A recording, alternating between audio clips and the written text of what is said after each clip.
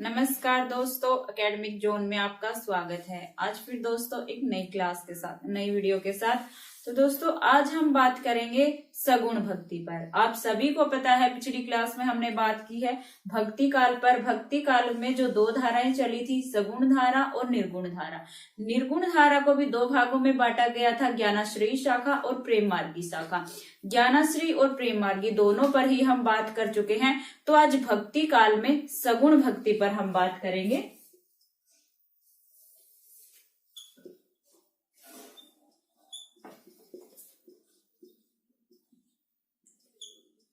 सगुण भक्ति पर बात करेंगे। भक्ति काल जब हमने शुरू किया था तो भक्ति शब्द की उत्पत्ति कहाँ से हुई है, जैसे भज धातु से भक्ति शब्द का सर्वप्रथम उल्लेख श्वेतर उपनिषद में मिलता है। इन सभी बातों पर बात की थी। अब बात करेंगे हम सगुण भक्ति पर। आप सभी को पता है निर्गुण जो भक्ति थी उसमें जो आराध्य थे वो निराकार थे, जो अमूर्त थे, जिनकी कोई मूर्त नहीं थी, देख नहीं सकते थे, हम छू नहीं सकते थे, सिर्फ महसूस कर सकते थे। इससे अगर हम सगुण भक्ति को देखें तो इसमें जो हमारे आराध्य हैं उन्हें हम देख सकते हैं। उनकी एक मूर्त है, उनकी मूर्ति है जिनकी हम दिया बाती लेकर पूजा आराधना कर सकते हैं। तो ये सगुण भक्ति थी। सगुण भक्ति को लोगों ने बड़ी आसानी से स्वीकार कर लिया था, क्योंकि ज्ञानाश्रयी जो शाखा में जो संत कवि हुए थे उनकी जो भक्ति थी वो निर्गुण निराकार थी और उनको लोगों को समझने में मुश्किल हुई थी। लेकिन जो सगुण साकार भक्ति है उसको लोगों ने, जो अशिक्षित लोग थे, उन्होंने भी बहुत ही जल्दी समझ लिया था, क्योंकि पूजा आराधना करना ही भक्ति माना जाता है इस कारण। तो सगुण भक्ति में दोस्तों सबसे पहले हम जो आचार्य हुए हैं सगुण भक्ति में, राम भक्ति शाखा पर बात करने से पहले, उनसे पहले हम जो आचार्य हुए हैं उन पर बात करेंगे।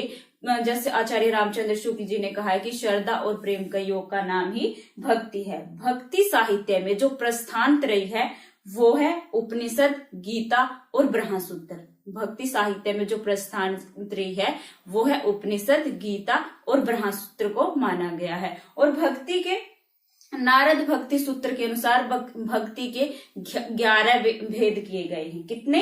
11। कौन कौन से? गुण महात्म्य शक्ति, रूपा शक्ति, पूजा शक्ति, स्मरण शक्ति, वात्सल्य शक्ति, आत्मनिवेदन शक्ति, दास्यु शक्ति, सख्या शक्ति, ये सभी आदि भक्ति के भेद हैं। और कितने भेद हैं? 11 भेद हैं।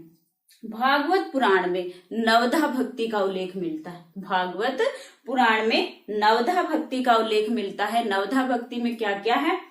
कीर्तन, स्मरण, कीर्तन यानी भगवान का कीर्तन करना, स्मरण यानी भगवान को याद करना, पाद सेवन, उनके पैरों को छूकर वो पाद सेवन हुआ, अर्चन, उनकी अर्चना करना, वंदना, कीर्तन स्मरण, पाद सेवन, अर्चन, वंदना, आत्मनिवेदन, सख्य, ये सभी नवदा भक्ति के उदाहरण हैं। तो अब बात करेंगे दोस्तों वैष्णव भक्ति के जो प्रतिष्ठापक आचार्य हुए हैं उन पर।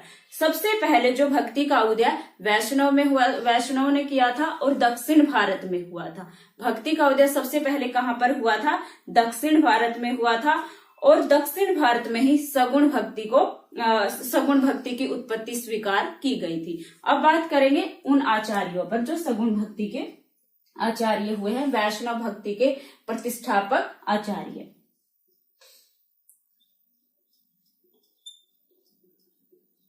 वैष्णव भक्ति के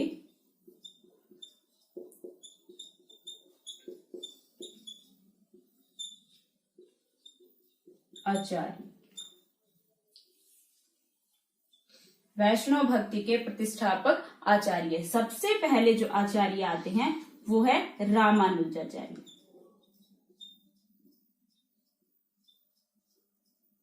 रामानुजाचार्य सबसे पहले आचार्य, और इनका जन्म 1027 ईस्वी से 1017 ईस्वी से 1127 ईस्वी तक माना जाता है। अभी नेट में यही प्रश्न आया हुआ था दोस्तों, तो सभी आपको पेपर ध्यान में रख के चलने हैं। इनको कर्मानुसार लगाना था, जो हमारे आचार्य हैं उनको कर्मानुसार लगाना था। तो बहुत सारे पेपरों में इस तरह के प्रश्न पूछे जाते हैं, तो ये ध्यान रखने हैं आपको इनकी जन्म मृत्यु। रामानुजाचार्य जी का जन्म 1017 ईस्वी में हुआ था और मृत्यु हुई थी 1127 ईस्वी में। इनके गुरु का नाम है, रामानुजाचार्य जी के गुरु का नाम यादव प्रकाश।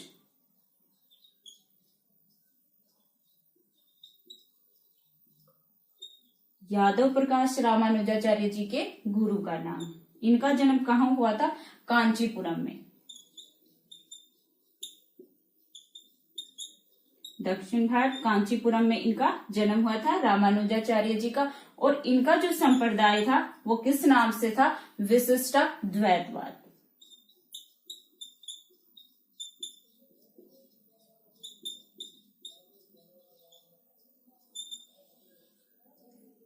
विशिष्टाद्वैतवाद, इनका जो दर्शन था वो था विशिष्टाद्वैतवाद। ये हमारा प्रश्न है। आचार्यों पर प्रश्न आपका पूछा जा सकता है उनके जन्म के अनुसार, ये आपको याद रखना है उनका जन्म। और सबसे ज्यादा जो प्रश्न पूछे जाते हैं वो ये पूछे जाते हैं कि उनका दर्शन, उनका सिद्धांत कौन सा था? विशिष्टाद्वैतवाद, द्वैतवाद, द्वैताद्वैतवाद, शुद्धाद्वैतवाद। तो आपको याद रखना है कि किस आचार्य का सिद्धांत या दर्शन किस नाम से था, ये चीज आपको ध्यान रखनी है। तो रामानुजाचार्य का जो दर्शन या सिद्धांत था वो था विशिष्टाद्वैतवाद। और इन्होंने जो संप्रदाय चलाया था वो श्री संप्रदाय।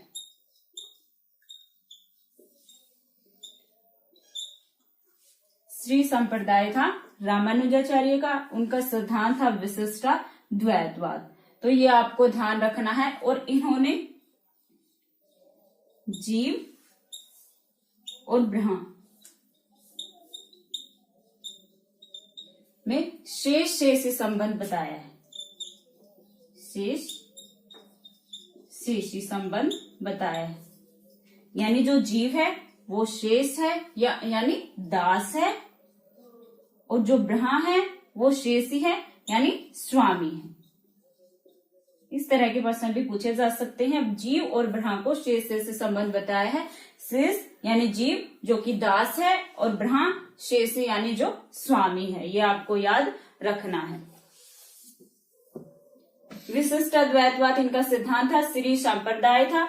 और इन्होंने जो इनके मत में पुरुषोत्तम ब्रह्मा की सगुण भक्ति का उल्लेख किया गया है। और इन्होंने जो अवतार बताए थे वो 5 बताए थे, जिनमें राम को भी गिना गया था। और इनके जो आराध्य हैं वो राम ही,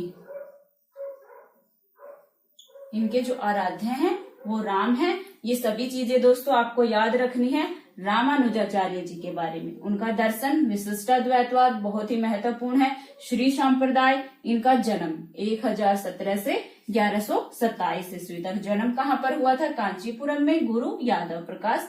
ये सभी रामानुजाचार्य जी के महत्वपूर्ण पर्सन हैं।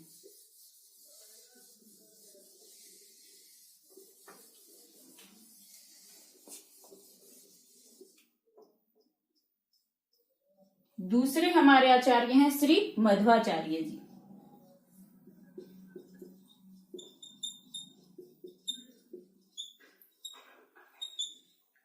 श्री मध्वाचार्य जी, इनका जन्म 1199 ईस्वी में हुआ था। 1199 ईस्वी में हुआ था। कहां पर? बेलीग्राम, दक्षिण भारत में है ये भी। बेलीग्राम में इनका जन्म हुआ था। 1199 ईस्वी में जन्म हुआ था। और इनका जो सिद्धांत है वो है द्वैतवाद। विशिष्टाद्वैतवाद था रामानुजाचार्य जी का, द्वैतवाद है मध्वाचार्य का। आपको याद रखना है इनके दर्शन या सिद्धांत का नाम है द्वैतवाद। और इनका जो संप्रदाय था वो ब्रह्मा संप्रदाय था। श्री संप्रदाय रामानुजाचार्य जी का, ब्रह्मा संप्रदाय मध्वाचार्य जी का। ये सभी महत्वपूर्ण प्रश्न है। मध्वाचार्य जी संन्यास लेने पर इनका नाम रखा गया था आनंद तीर्थ।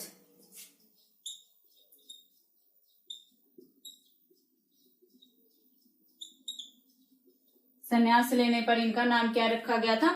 आनंद तीर्थ।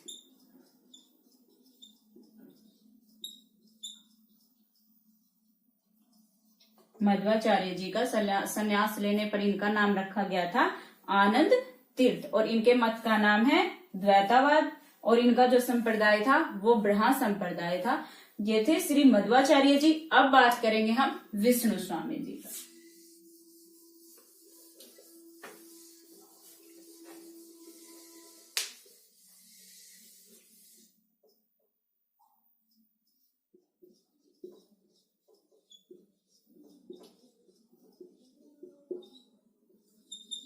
विष्णु स्वामी नाम के कई आचार्य हुए हैं।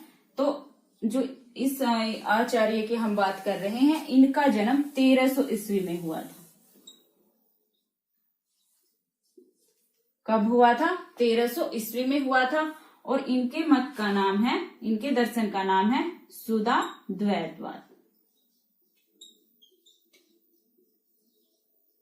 सुधा द्वैतवाद इनके मत का नाम है। विष्णु स्वामी जी के मत का नाम है सुधा द्वैतवाद। और इन्होंने जो संप्रदाय चलाया था वो रुद्र संप्रदाय था।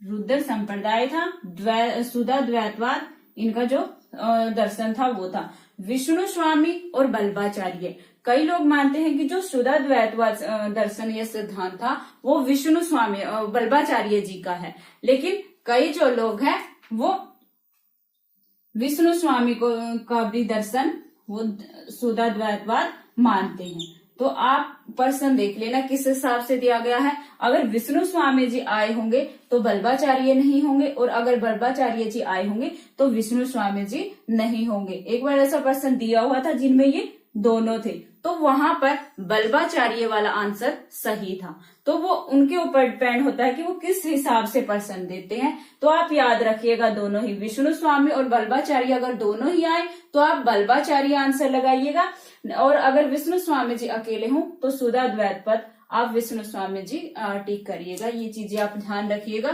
क्योंकि इन्होंने अपने बारे में ज्यादा कुछ नहीं लिखा था, तो इससे पता नहीं चलता कि किसका क्या सिद्धांत था।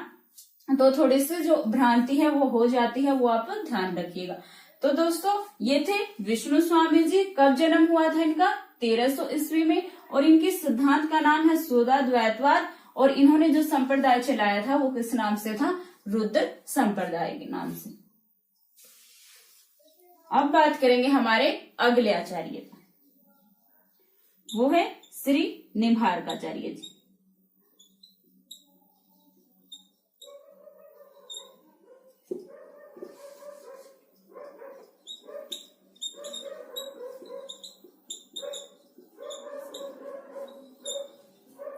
श्री निम्बार्काचार्य जी, इनका जन्म 1114 ईस्वी से 1162 में माना जाता है, यानी इनके बीच में हुआ माना जाता है इनका जन्म 1114 से 1162 ईस्वी। तो इनके बीच में इनका जन्म हुआ होगा, पक्का किसी को अभी तक पता नहीं है। तो कई जो पुस्तकें हैं उनमें इनका जन्म 1114 ईस्वी दिया गया है, और कई जो पुस्तकें हैं उनमें इनका जन्म 1162 ईस्वी दिया गया है। यानी अगर आपके क्रमानुसार लगाने वाले प्रश्न में ये मिलते हैं तो ये रामानुजाचार्य जी के बाद आएंगे, उसके बाद मध्वाचार्य जी आएंगे, क्योंकि उनका जन्म 1199 ईस्वी में हुआ था।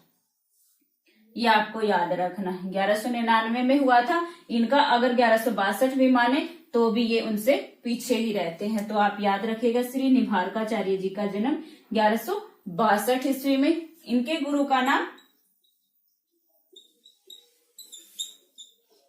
नारद मुनि। निम्बार्काचार्य जी के गुरु का नाम है नारद मुनि, और इन्होंने जो दर्शन था इनका द्वैतवाद।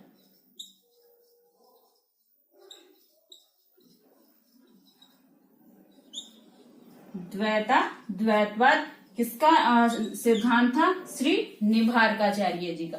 विशिष्टाद्वैतवाद रामानुजाचार्य जी का, द्वैतवाद मध्वाचार्य जी का, और शुद्धा द्वैतवाद विष्णु स्वामी जी का, और द्वैतवाद निम्बार्काचार्य जी का। ये चारों आपको याद रखने हैं, बहुत ही महत्वपूर्ण है, बहुत ही ज्यादा बार पूछे जाते हैं पेपरों में। इनका जन्म हुआ था निम्बापुर में। निम्बार्काचार्य जी का जन्म कहाँ पर हुआ था? निम्बापुर में। और इनका जो संप्रदाय था वो सनकादि।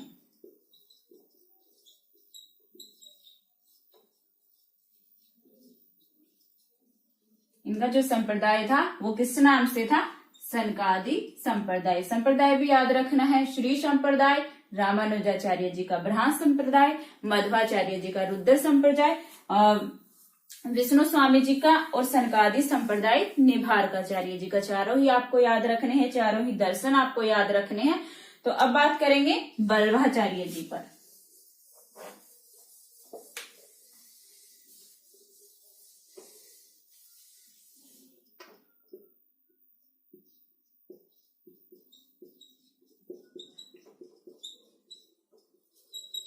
वल्भाचार्य जी का जन्म 1479 ईस्वी में हुआ।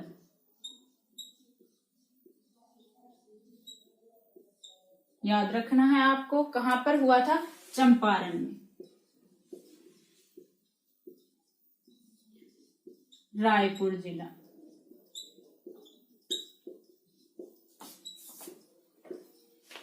कहां पर हुआ था जन्म? चंपारण में हुआ था, रायपुर जिला में। वल्भाचार्य जी का 1470 ईस्वी में चंपारण रायपुर जिला में जन्म हुआ था। और इनके जो मत का नाम है, जैसे हमने पहले ही बताया था, शुद्ध द्वैतवाद।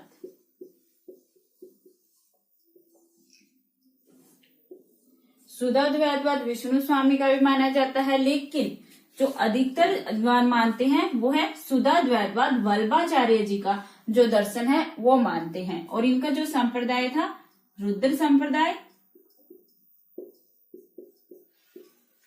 इनका संप्रदाय था रुद्र संप्रदाय। और इन्होंने कई, इनके जो गुरु का नाम था वो था विष्णु स्वामी। विष्णु स्वामी जिनके बारे में अभी हमने पहले बात की थी, वो वल्भाचार्य जी के गुरु थे। इन्होंने कई ग्रंथों की रचना की है। वो ग्रंथ कौन कौन से हैं? वैसे तो जब हम अष्टछाप के कवियों पर कृष्ण भक्ति शाखा में बात करेंगे तब वल्भाचार्य जी पर बात करेंगे, क्योंकि वल्भाचार्य जी के 4 शिष्य थे अष्टछाप में और 4 विठलनाथ जी के थे। लेकिन यहाँ पर हम जो आचार्यों के बारे में बात कर रहे हैं, इसलिए मैंने वल्भाचार्य जी का जो परिचय यहाँ पर दिया है। रामानुजाचार्य के आराध्य राम थे और बाकी जो आचार्यों पर हमने बात की है उनके आराध्य श्री कृष्ण जी। तो कृष्ण भक्ति शाखा में जब हम पढ़ेंगे तब भी इन आचार्यों के बारे में पढ़ेंगे। और राम भक्ति जिसके आराध्य राम थे वो सिर्फ रामानुजाचार्य जी है। अब तक हमने जितने भी आचार्यों पर बात की है, बाकी के जो आचार्य हैं मध्वाचार्य जी, निम्बार्काचार्य जी, वल्भाचार्य जी, इनके आराध्य श्री कृष्ण जी थे। वल्भाचार्य जी ने जो ग्रंथ लिखे थे वो कौन कौन से हैं? अणुभाष्य,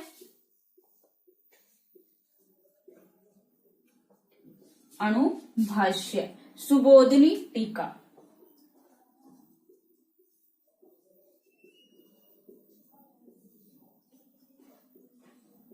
सुबोधिनी टीका, तत्वदीप निबंध,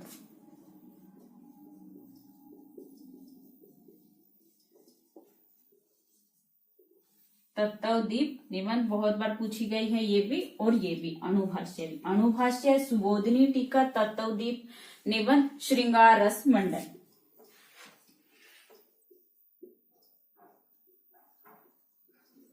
श्रृंगार रस मंडल और विद्वन मंडल।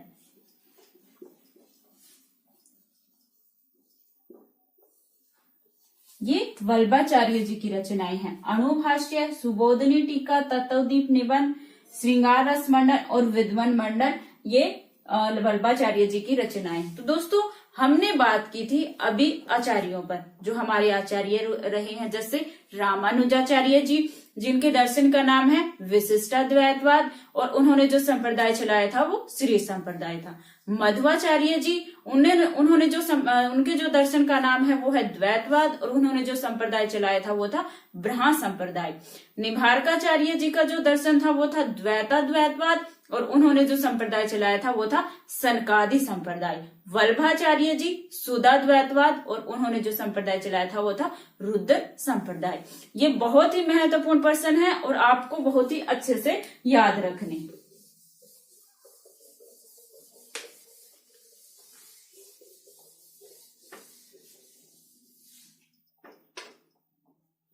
ये तो थे आचार्य। अब हम बात करेंगे आलवार भक्तों पर। आलवार, क्योंकि सबसे पहले राम का वर्णन, जो राम के गुण स्वभाव का वर्णन सबसे पहले किसने किया था? आलवारों ने किया था। तो अब हम आलवारों पर बात करेंगे। दक्षिण के आलवारों में जो राम भक्ति थी उस पर बात करेंगे।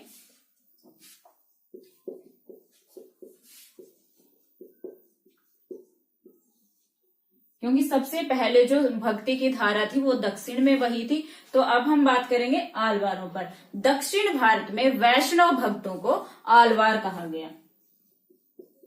दक्षिण भारत में वैष्णव भक्तों को किस नाम से पुकारा गया?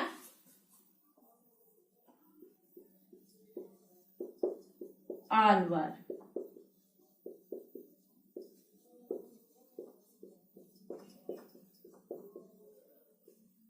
बहुत ही महत्वपूर्ण चीजों पर हम बात कर रहे हैं। दक्षिण भारत में वैष्णव भक्त, ये चीज आपको याद रखनी।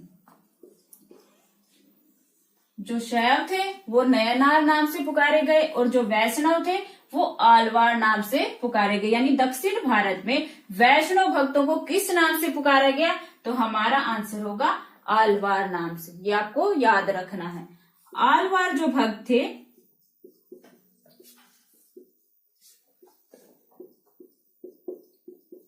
ने राम और कृष्ण दोनों की आराधना की।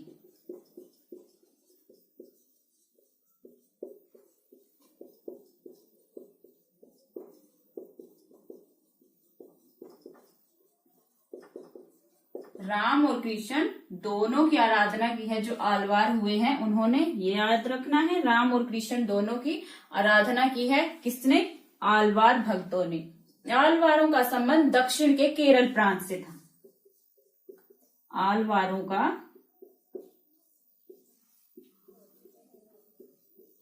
संबंध दक्षिण के किस प्रांत से था? केरल।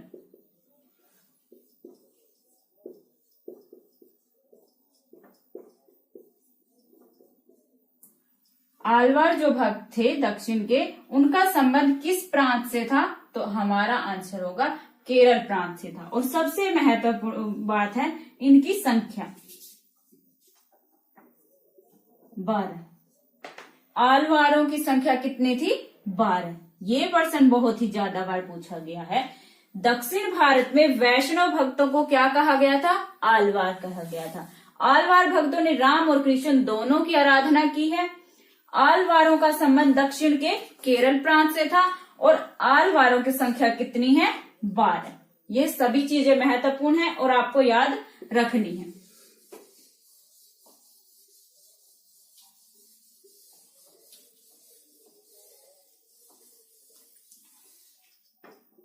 आलवारों की संख्या 12 थी, लेकिन यहाँ पर हम उन्हीं पर बात करेंगे जो हमारे सिलेबस में है और महत्वपूर्ण और जिन पर प्रश्न पूछे जाते हैं।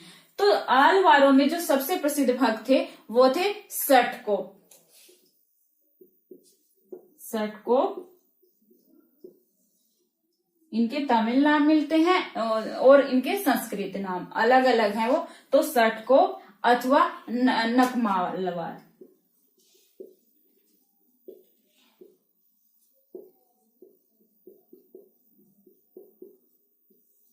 दोनों अगर इनकी जो ग्रंथ है उनका नाम देकर आपको सटकोप ऑप्शन में मिले या नकमालवार, दोनों एक ही हैं। सटकोप अथवा नकमालवार दोनों एक ही हैं। ये राम की पादुका के अवतार माने जाते हैं।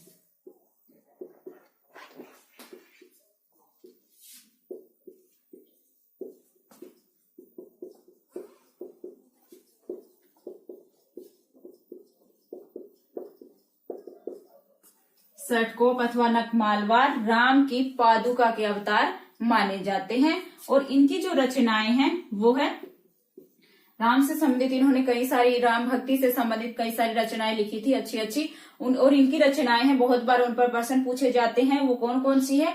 तिरुवाई मोली, तिरुवाई मोली,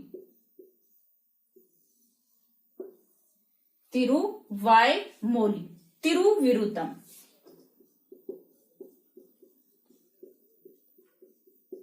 विरुतम। इनकी रचनाओं के नाम है षटकोप के, तिरुवायमोली, तिरुविरुतम। और तीसरी रचना है इनकी तिरुवर्ग सरियम, तिरुवर्ग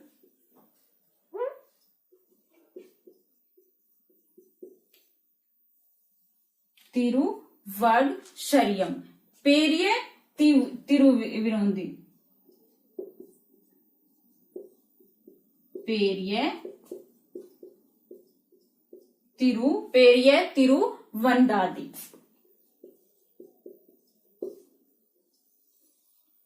पेरिये तिरुवंदादी। और जो अंतिम रचना वो है सहस्त्र गीति।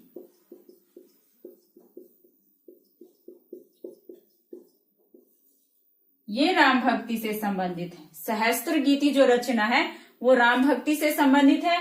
तिरुवायमोली, तिरुविरुतम, तिरुवर्षरियम, पेरिये तिरुवंदादी और सहस्त्र गीति की रचनाएं हैं जो आलवार रहे हैं राम भक्त। षटकोप जो राम की पादुका के अवतार माने जाते हैं उनकी ये रचनाएं हैं, आपको याद रखनी है। तो राम की पादुका के अवतार कौन माने जाते हैं? आलवार भक्त षटकोप। और उनकी ये रचनाएं हैं तिरुवायमोली, तिरुविरुतम, तिरुवर्षरियम, पेरिये तिरुवंदादी और सहस्त्र गीति। ये सभी आपको याद रखनी है। 12 आलवारों में से जो 7वें आलवार थे कुलशेखर, आपको पता चल गया आलवारों की संख्या कितनी थी। तो उनमें जो 7वें आलवार थे,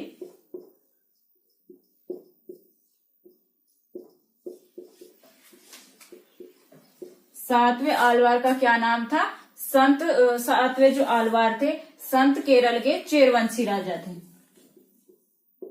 7वें आलवार संत केरल के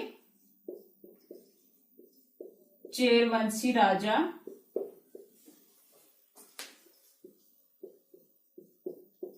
कुलशेखर।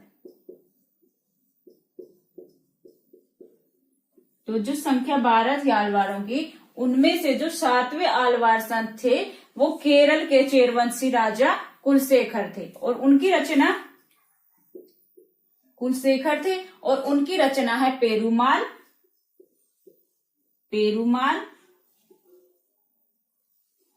तिरुभोवी।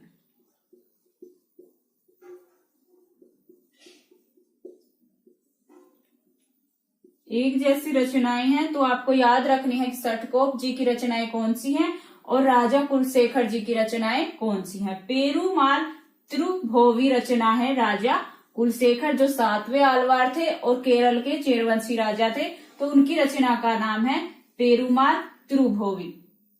एक बार जब इन्होंने यह सुना था कि जो लंकेश्वर थे रावण, उन्होंने सीता का हरण कर लिया था, तो इन्होंने उसी समय लंका पर चढ़ाई करने का आदेश दे दिया था। तो ये इतने बड़े राम भक्त थे, इन्होंने उसी समय लंका पर चढ़ाई करने का आदेश दे दिया था। इससे जो इनकी राम भक्ति का पता चलता है। इनके ग्रंथ का नाम है पेरुमाल तिरुभोवी, जो कि केरल के चेरवंशी राजा कुलशेखर की है।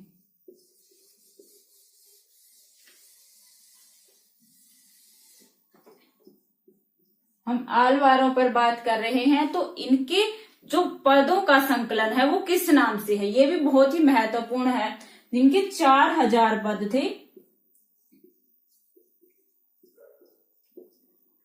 कितने पद थे? 4000 पद थे। और उनका किस नाम से संकलन किया गया है? वो है नलियार दिव्य प्रबंधम, नलियार दिव्य प्रबंधम। 4000 पदों का संकलन आलवारों के किस नाम से किया गया? बहुत बार प्रश्न पूछा गया है, तो आपका आंसर होगा नलियार दिव्य प्रबंधम नाम से आलवारों के 4000 पदों का संकलन किया गया है। और किसने किया है? ये भी महत्वपूर्ण प्रश्न है। किसने किया है? रंगनाथ मुनि ने। रंगनाथ मुनि ने इनके 4000 पदों का संकलन किया है। नलियार दिव्य प्रबंधम नाम से रंगनाथ मुनि ने किया है। और ये श्री संप्रदाय के प्रथम आचार्य। श्री जो संप्रदाय था श्री संप्रदाय के प्रथम आचार्य हैं ये।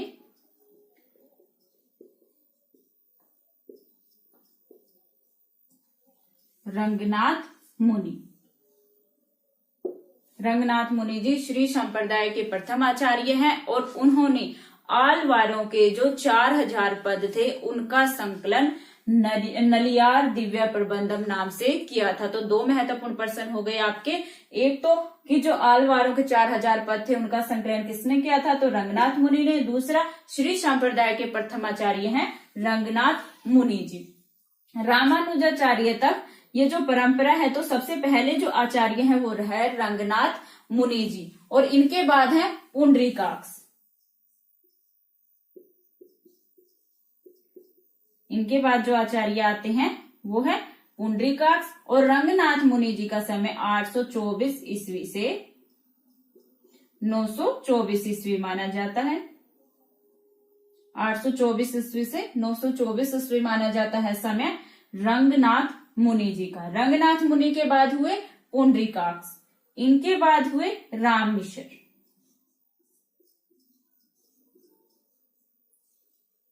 रंगनाथ मुनि, पुंडरीकाक्ष, रामनाथ मिश्र, यमुनाचार्य। इनके बाद हुए यमुनाचार्य और उनके बाद श्री रामानुजाचार्य।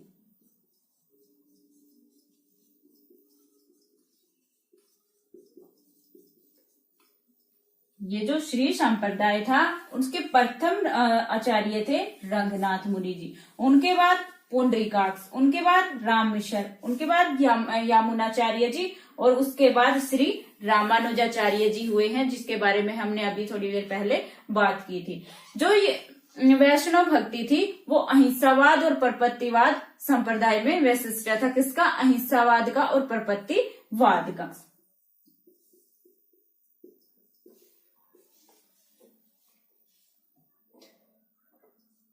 अहिंसावाद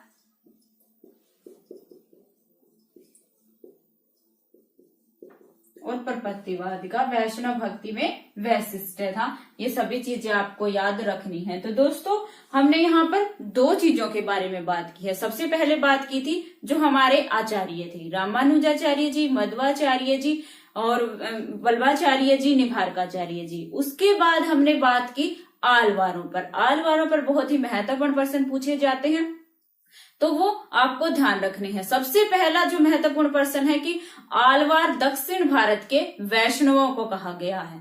ये प्रश्न बहुत ही ज्यादा बार पूछा गया है और आपको याद रखना है कि आलवार किसे कहा गया है। दक्षिण भारत के वैष्णव भक्तों को आलवार कहा गया है। दूसरा महत्वपूर्ण प्रश्न बनता है उनकी संख्या कितनी थी। उनकी संख्या कितनी थी? 12। आलवारों की संख्या कितनी थी? 12, वो याद रखना है। तीसरी महत्वपूर्ण बात है जो उनके 4000 पदों का संकलन किया था वो किस नाम से किया था, वो आपको याद रखना। दिव्य प्रबंधन नाम से किया गया था उनके 4000 पदों का संकलन। और किसने किया था?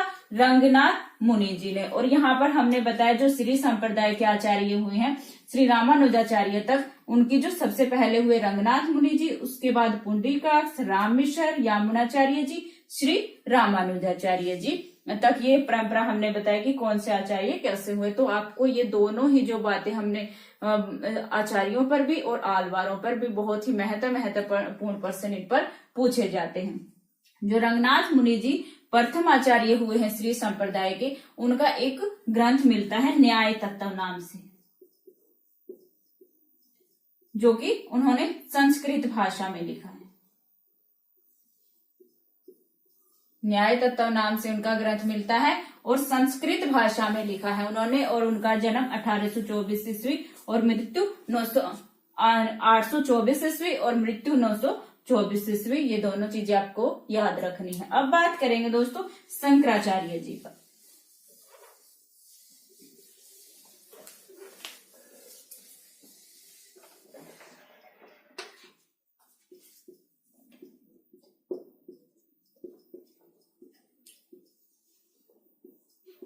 शंकराचार्य जी पर अब बात करेंगे।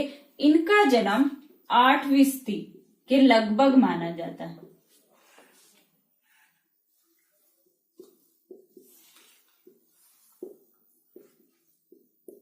8वीं सदी के लगभग माना जाता है शंकराचार्य जी का।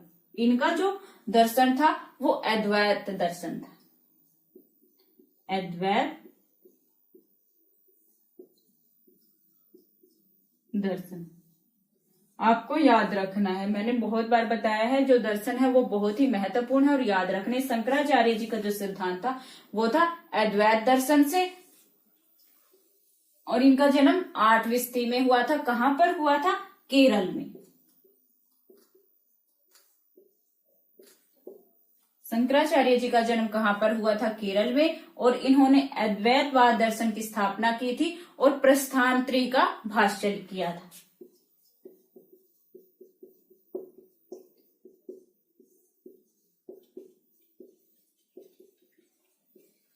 प्रस्थानत्रयी का भाष्य लिखा था कि इन जो आचार्यों ने भाष्य टीका बहुत लिखे थे उपनिषद प्रस्थानत्रयी जो वो थे गीता उपनिषद पर, तो शंकराचार्य जी ने भी प्रस्थानत्रयी पर भाष्य लिखा था, ये आपको याद रखना। इनके गुरु का नाम गोविंद योगी।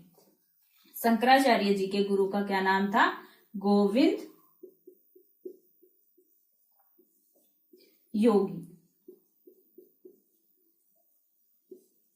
शंकराचार्य जी के गुरु का नाम गोविंद योगी, और इन्होंने जो संप्रदाय चलाया था वो स्मार्त संप्रदाय था, स्मार्त संप्रदाय। स्मार्त संप्रदाय था जो पंचदेवोपासना पर आधारित था।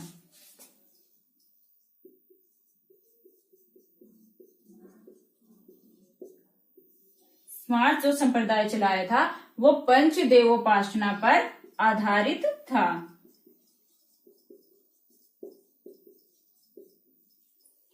पंचदेवोपासना पर आधारित था। कौन सा संप्रदाय? स्मार्त संप्रदाय। बहुत बार ये प्रश्न देखा जाता है कि जो शंकराचार्य जी हैं उनको परछन बौद्ध क्यों कहा जाता है? परछन बौद्ध क्यों कहते हैं शंकराचार्य जी को? तो इसका आंसर ये है कि शंकराचार्य जी के गुरु गौड़पाद बौद्ध थे। गुरु के गुरु गौड़पाद बौद्ध थे, इसलिए इनको परछन बौद्ध कहा गया। ये याद रखना है आपको, बहुत ही ज्यादा बार पूछा गया है। शंकराचार्य जी को परछन बौद्ध क्यों कहा जाता है? शंकराचार्य जी के गुरु गौड़पाद बौद्ध थे, इसलिए इनको परछन बौद्ध कहा जाता है। तो ये थे शंकराचार्य जी। 8वीं सदी के लगभग इनका जन्म हुआ था। कहां पर हुआ था जन्म? केरल में हुआ था। इनके जो दर्शन का नाम है वो है अद्वैत दर्शन, और इन्होंने प्रस्थानत्रयी का भाष्य किया था। गोविंद योगी इनके गुरु का नाम है, और इन्होंने जो संप्रदाय चलाया था वो स्मार्त संप्रदाय था जो पंचदेवोपासना पर आधारित है। और इनको परछन बौद्ध क्यों कहा गया? क्योंकि इनके गुरु थे वो गौड़पाद बौद्ध थे। ये थे शंकराचार्य जी।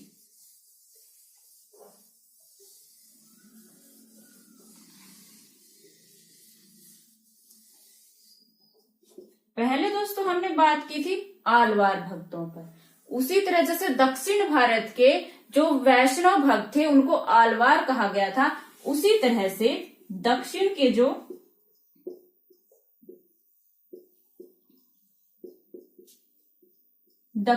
जो शैव भगत थे, भक्तों को क्या कहा गया? नैनार। दक्षिण भारत के वैष्णव भक्तों को आलवार कहा गया, दक्षिण भारत के शैव भक्तों को नैनार कहा गया।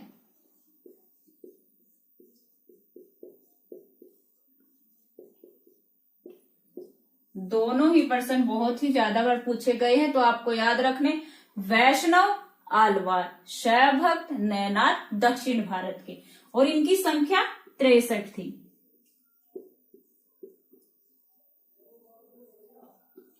इनकी संख्या कितनी थी? 63। आलवारों की संख्या थी 12। आलवारों की जो दोस्तों भाषा थी वो तमिल भाषा थी। आलवारों की भाषा कौन सी थी? तमिल भाषा थी। और एक ही महत्वपूर्ण प्रश्न छूट गया था आलवार भक्तों पर, वो है आलवारों में एक ही महिला संत थी। जो उनकी संख्या 12 थी उनमें एक महिला संत हुई है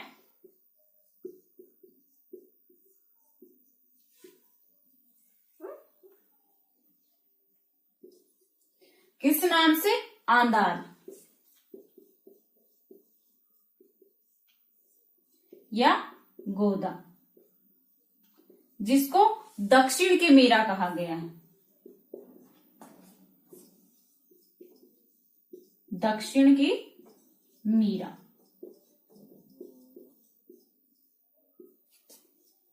आलवार जो भक्त हुए थे 12, उनमें एक अकेली महिला संत हुई है आंदाल या गोदा, और उनको दक्षिण की मीरा कहा गया है। आधुनिक भारत की मीरा महादेवी वर्मा जी और दक्षिण की मीरा आंदाल या गोदा। ये दो महत्वपूर्ण प्रश्न आलवारों पर बच गए थे कि आलवारों की भाषा क्या है? तमिल भाषा है, और उनमें जो महिला संत हुई है आंदाल या गोदा, जिसको दक्षिण की मीरा कहा जाता है।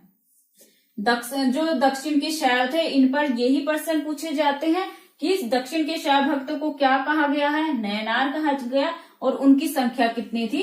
63। यही प्रश्न इन पर बनते हैं, जिस पर हमने बात की। आलवारों पर हमने बहुत ही ज्यादा महत्वपूर्ण प्रश्नों पर बात की थी, तो सभी आपको याद रखने हैं।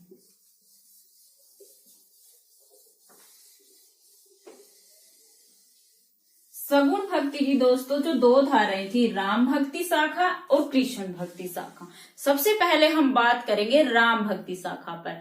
राम भक्ति शाखा पर बात करने से पहले हमने महत्वपूर्ण प्रश्नों पर बात की। आचार्य जो हमारे हुए हैं आलवार भक्त और नयनार भक्त शंकराचार्य जी, इन सब पर बात की। और अब बात करेंगे दोस्तों जो संस्कृत, पाली, प्राकृत और अपभ्रंश भाषा में राम काव्य लिखे गए हैं। हिंदी के राम काव्य पर बात करने से पहले हम जो संस्कृत, पाली, प्राकृत, अपभ्रंश भाषा में राम काव्य लिखे गए थे उन पर बात करेंगे। संस्कृत, पाली,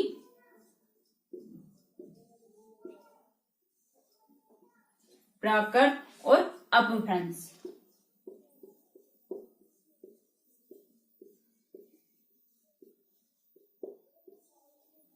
इनमें जो राम काव्य लिखा गया था उन पर बात करेंगे हिंदी के राम भक्त कवियों पर बात करने से पहले। संस्कृत के, पाली, प्राकृत और अपभ्रंश में जो राम काव्य लिखे गए थे उन पर बात करेंगे।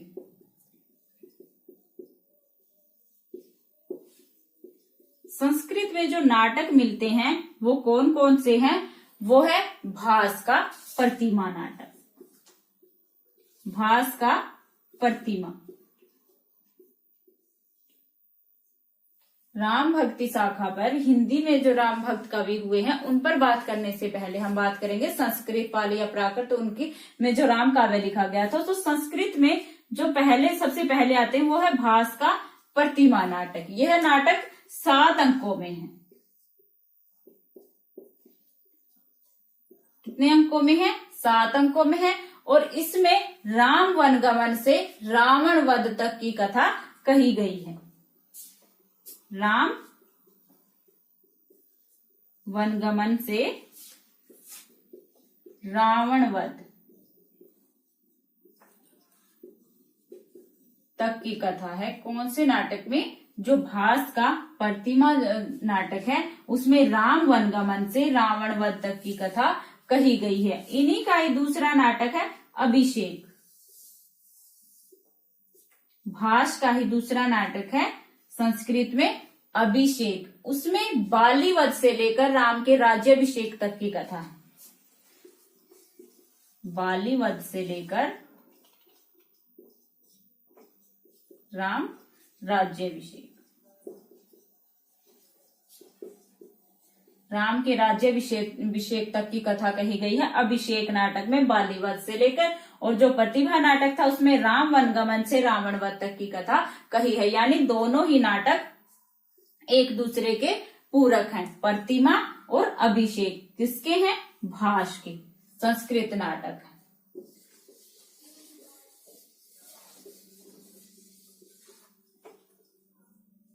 आगे है इन्हीं में जो 6ठी शताब्दी में लिखे गए थे राम भक्ति काव्य। 6ठी शताब्दी, 6ठी शताब्दी में जो राम भक्ति काव्य लिखे गए थे उनमें है परवरसेन का रावण वध।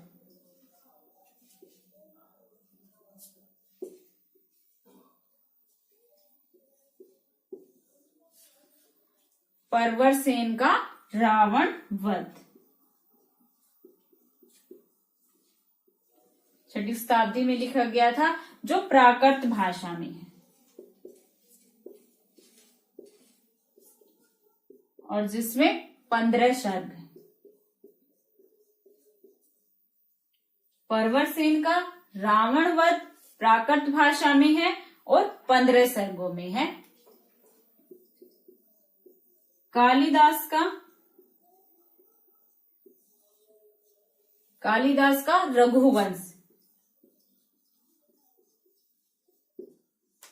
कालिदास की जो रचना है रघुवंश, संस्कृत में राम कथा का जो वर्णन उसमें किया गया है वो उसके 10वें से 15वें सर्ग में है। राम कथा का वर्णन 10वें से 15वें सर्ग तक है। कालिदास की जो रघुवंश रचना है उसमें राम कथा का जो वर्णन किया गया है वो 10वें से 15वें सर्ग तक किया गया है। 6वीं शताब्दी की जो रचना थी परवरसेन की रावणवध, जो कि प्राकृत भाषा में थी,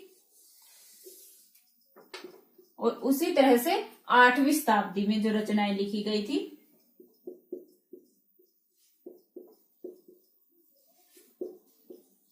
8वीं शताब्दी में कौन सी रचना लिखी गई थी? भवभूति की महावीर चरित। भवभूति की महावीर चरित।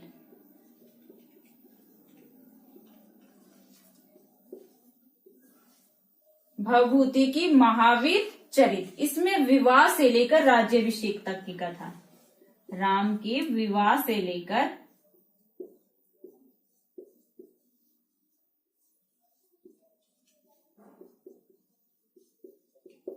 राज्याभिषेक तक की कथा किसमें है? महावीर चरित जो भवभूति जी का है उसमें विवाह से लेकर राज्याभिषेक तक की कथा है, जो कि 7 अंकों में है। कितने अंकों में है? 7 अंकों में। भवभूति का ही उत्तर रामचरित,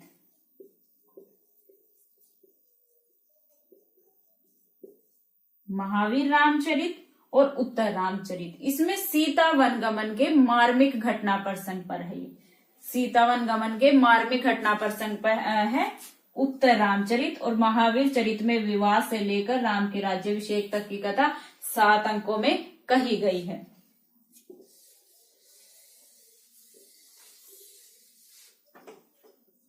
इससे आगे है अनंगहर्ष मात्रराज।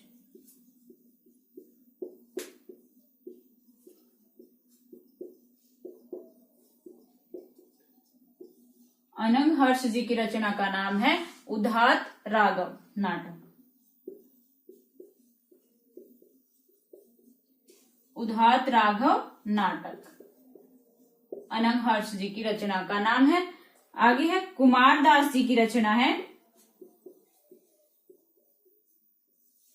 कुमारदास की रचना है जानकी हरण। जानकी हरण कुमारदास की रचना है जानकी हरण, जिसमें प्रथम 6 कांड। रामायण में जो 7 कांड थे, लेकिन कुमारदास ने जो रचना लिखी थी जानकी हरण, वो प्रथम जो 6 कांड थे उन पर आधारित थी, और जिसमें 25 सर्ग। कितने सर्ग थे? 25 सर्ग थे जानकी हरण नाम से कुमारदास जी की, और जो रामायण के 6 कांड थे उन पर आधारित थी। रामायण में 7 कांड है, लेकिन जानकी हरण कुमारदास जी की में 6 कांडों पर आधारित थी।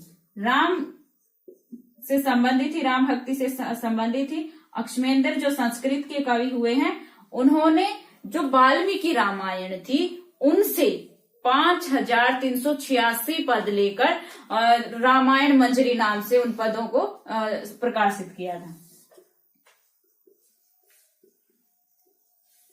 रामायण मंजरी नाम से वाल्मीकि रामायण के ही पदों को लेकर 5386 पदों को लेकर रामायण मंजरी नाम से रचना की थी।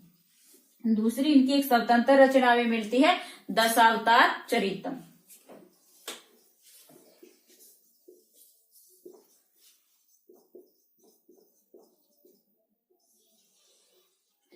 दशावतार चरितम इनकी रचना मिलती है। और जो राम वाल्मीकि रामायण से पद लेकर उन्होंने रचना की थी वो रामायण मंजरी नाम से। दूसरी इनकी एक स्वतंत्र रचना मिलती है दशावतार चरितम। अश्वमेधर संस्कृत के कवि रहे हैं। आगे है दोस्तों, ये तो थी संस्कृत पाली प्राकृत अपभ्रंश में लिखी राम काव्य। अब बात करेंगे जो आधुनिक भारतीय भाषाओं पर राम काव्य लिखे गए हैं उन पर।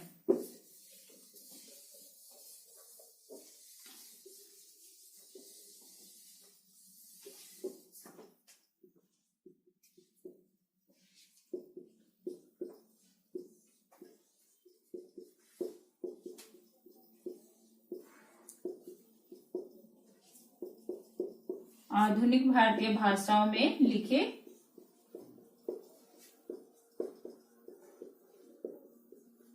राम काव्य, राम भक्ति से संबंधित जो रचनाएं लिखती हैं आधुनिक भारतीय भाषाओं में, उन पर बात करेंगे। सबसे पहली जो रचना है वो है कृतिवासी की। कृतिवासी ने किस नाम से लिखे थे? कृत रामायण नाम से। कृतिवासी जी ने कृत रामायण नाम से लिखी थी अपनी रचना। किस भाषा में? बंगला भाषा में।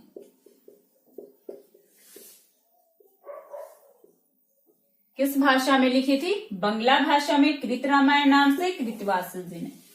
दूसरी है कंब रामायण। कंब जो कवि हुए हैं उनकी कंब रामायण। ये किस भाषा में है? तमिल भाषा में। तमिल भाषा में। आगे है रंग रामायण, भास्कर रामायण।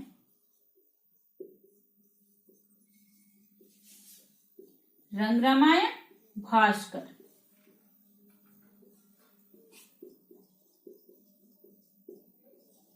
रंग रामायण, भास्कर रामायण ये किस भाषा में है? तेलुगु। तमिल भाषा में कम ने कम रामायण, कृतिवासी ने कृत रामायण बांग्ला भाषा में। तेलुगु भाषा में हमें दो रामायण ग्रंथ मिलते हैं राम भक्ति संबंधित, रंग रामायण और भास्कर रामायण।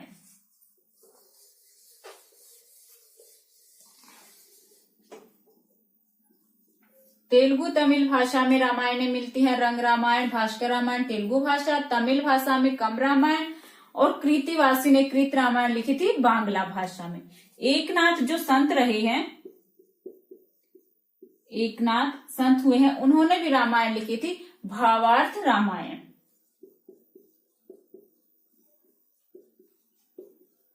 भावार्थ रामायण एकनाथ संत ने लिखी थी भावार्थ रामायण। वीणाबाई देशपांडे ने,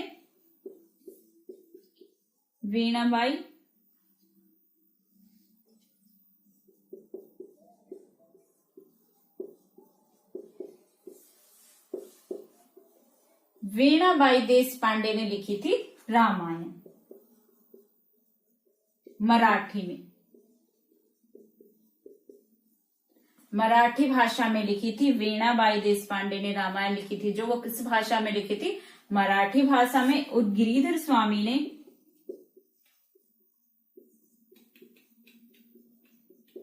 कई सारे नामों से रचना की है रामायण की। अर्ध रामायण,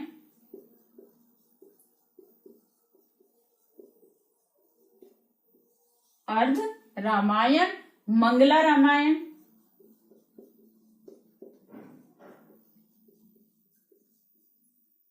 अर्ध रामायण, मंगला रामायण, सुंदर रामायण,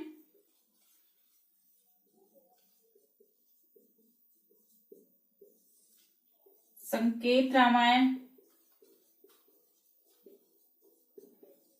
ये सभी हैं गिरिधर स्वामी जी की। अर्ध रामायण, मंगला रामायण, सुंदर रामायण, संकेत रामायण।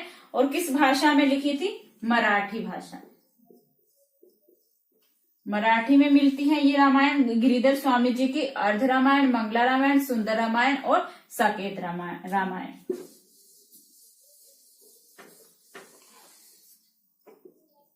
आगे है असमिया में कौन कौन सी रामायण लिखी गई हैं? पद रामायण,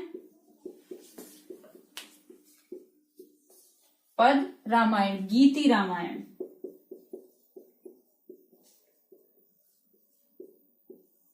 कीर्ति रामायण, कथा रामायण, कथा रामायण और कीर्ति रामायण।